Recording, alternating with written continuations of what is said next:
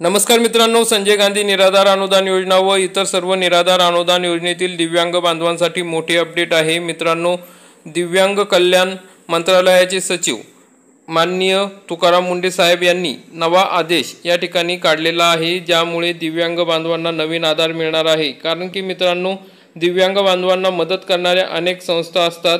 या संस्था त्यांच्या मनमर्जीप्रमाणे काम करत होत्या। दिव्यांग बांधवांना मदत करणे हे त्यांचं कर्तव्य असताना सुद्धा ते फुकटचा निधी लाटत होत्या। दिव्यांग बांधवांना अनेक ठिकाणी मदत केल्या जात नव्हती, त्यांच्या नावाने फक्त पैसे घेतले जात होते। आता या दिव्यांग कल्याण संस्थांना SOP निश्चित करण्यात आलेला आहे। त्यांना नोंदणी सक्तीची करण्यात आलेली आहे, अन्यथा त्यांच्यावर कारवाई करण्यात येणार आहे। त्या संदर्भातील महत्त्वाचे अपडेट आपण आजच्या या व्हिडिओमध्ये बघणार आहोत। तरी मित्रांनो, हा व्हिडिओ अतिशय महत्त्वाचा आहे दिव्यांग बांधवांसाठी, त्यामुळे हा शेवटपर्यंत बघा। मित्रांनो, आपण या ठिकाणी बघू शकता, दिव्यांग कल्याण संस्थांच्या कामकाजाला नवा आधार, SOP निश्चित, नोंदणी सक्ती, अन्यथा कारवाई। दिव्यांगांच्या क्षेत्रात काम करणाऱ्या नागरी समाज संघटनांची नोंदणी करणे, देखरेख आणि नूतनीकरणासाठी दिव्यांग कल्याण विभागाने कार्यप्रणाली अर्थात SOP निश्चित केली आहे। त्यामुळे राज्यातील संबंधित संस्थांच्या कामकाजात पारदर्शकता, जबाबदारी आणि एक समानता येणार आहे। दिव्यांग व्यक्ती हक्क अधिनियम 2016 नुसार दिव्यांगांच्या कल्याण, आरोग्य, विकास, पुनर्वसन आणि सक्षमीकरण क्षेत्रात काम करणाऱ्या नागरी समाज संघटना संस्थांची नोंदणी सक्तीची आहे। याबाबतचा शासन निर्णय दिव्यांग कल्याण विभागाचे सचिव तुकाराम मुंढे यांनी शुक्रवारी जारी केला आहे। कोणतीही व्यक्ती अथवा संस्था, संघटना दिव्यांग क्षेत्रात वैध नोंदणीशिवाय कार्य करू शकत नाही। वैध नोंदणीशिवाय कार्यरत संस्था, संघटना निदर्शनास आल्यास त्यांच्यावर दिव्यांग व्यक्ती हक्क अधिनियम व इतर अनुषंगिक कायद्यानुसार कारवाई करण्यात येईल, अशी या ठिकाणी माहिती देण्यात आलेली आहे। 1 वर्षासाठी नोंदणी, जिल्हास्तरीय अधिकाऱ्यांमार्फत नोंदणीसाठी अर्ज सादर करावा लागेल, तर जिल्हास्तरीय समिती छाननी करेल। समितीचा अहवाल मिळाल्यानंतर आयुक्त 30 दिवसाच्या आत निर्णय घेतील।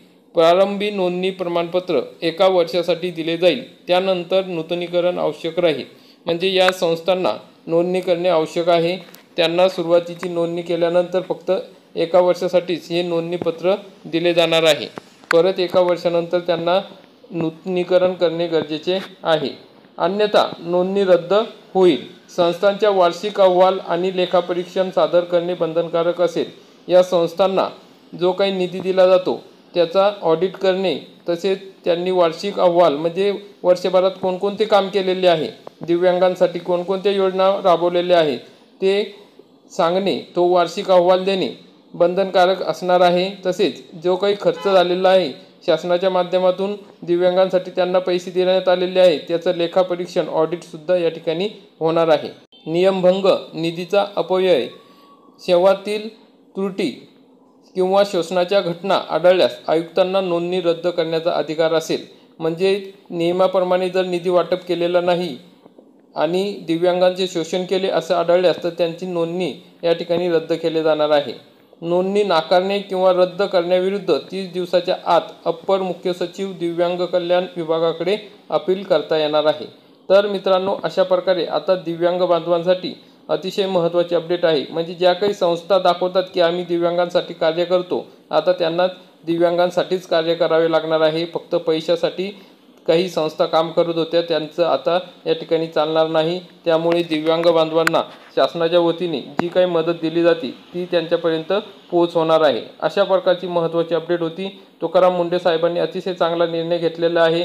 अनेक दिव्यांग संघटना, संस्था आहेत की ज्या फक्त पैशासाठी दिव्यांगांचं नाव पुढे करून या ठिकाणी बोगस प्रमाणे निधी लाटत असतात, तर त्यांना या ठिकाणी आता बंधन येणार आहे। तर अशा प्रकारची महत्त्वाची अपडेट आहे। यामुळे आता दिव्यांगांना नवा आधार मिळणार आहे। तर मित्रांनो, व्हिडिओ आवडल्यास व्हिडिओला लाईक करा, चॅनलला सबस्क्राईब करा। धन्यवाद। जय हिंद, जय महाराष्ट्र।